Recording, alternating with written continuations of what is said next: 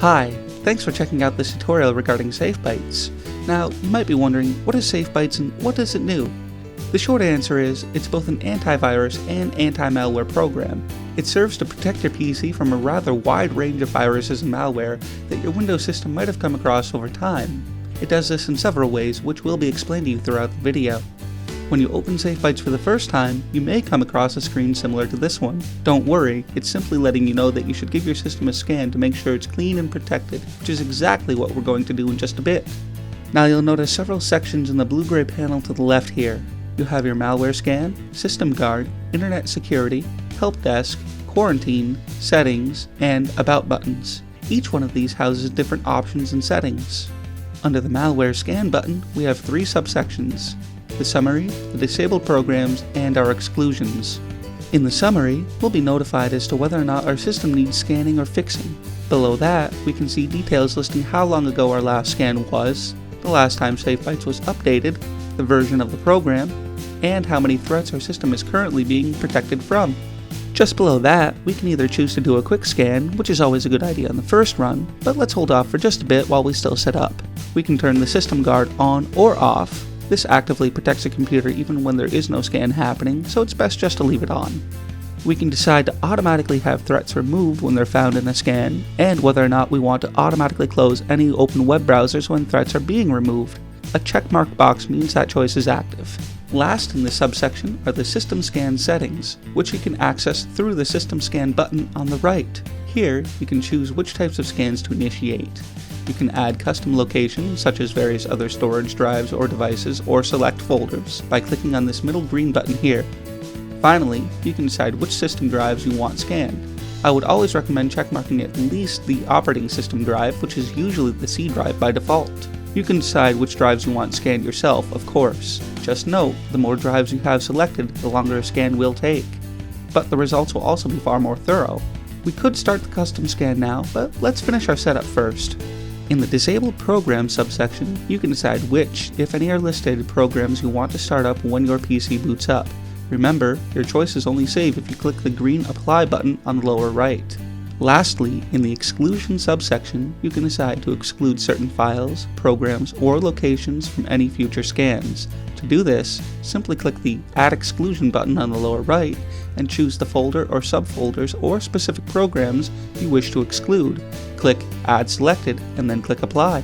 The System Guard button allows you to do the same thing as you found in the summary subsection above. You can either turn this feature on or off here, but I suggest that you keep it on. It's just safer that way. The Internet Security button has two subsections itself. The Toolbars and Add-ons subsection allows you to remove any number of toolbars and add-ons or extensions from any of your browsers. To do this, simply checkmark the box next to the item you wish to remove from your browser, and then click the Remove button on the lower right. It may ask you if you want to restart your browser, or start your browser, in order to complete the process. Depending on what you're doing online at the time, you should decide this accordingly. Just to be clear, waiting won't hurt. In the Browser Protection subsection, we have a few options working here.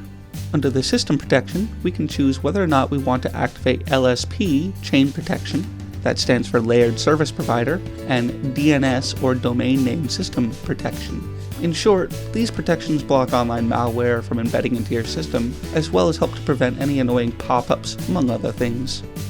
Just below that, we can decide which protections to enable for our various browsers. I would recommend keeping all possible protections active. Here, we can also change the home page of our browsers. Remember to click the Apply button on the lower right in order to save any changes made. The Spyware Help Desk button is where you'll want to go in order to contact customer support with any issues or questions you may have which aren't covered in this tutorial. Simply fill out the support ticket by inputting the email address associated with your Safebytes account, the department you wish to contact, the subject, and a message detailing the issue. Submit and just wait a bit. The Quarantine section houses any possible threats, such as Trojans, that were found during previous scans. Depending on whether or not you need to or want to, you can select any items here to be restored or deleted. In the Settings section, we have both General Settings and the Scheduler. In General Settings, we have the user details such as our email address, license number, and the expiration date, which tells us when we need to renew our subscription to Safebytes. Below that are the language options, as well as what we want a program to do under various conditions. As always, a checkmark box means the choice is active, and clicking Apply sets any changes made.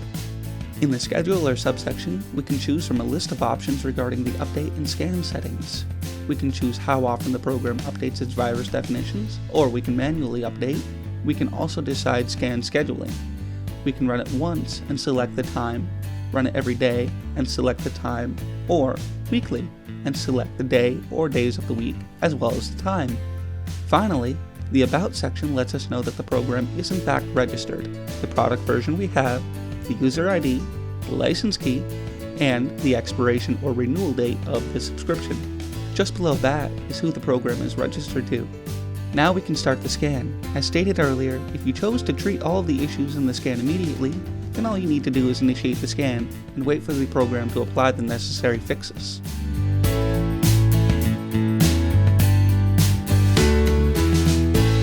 As you can see here, there were quite a few items found. These aren't actually real viruses. I created these so that the program could detect them so I could demonstrate how it works when they're removed.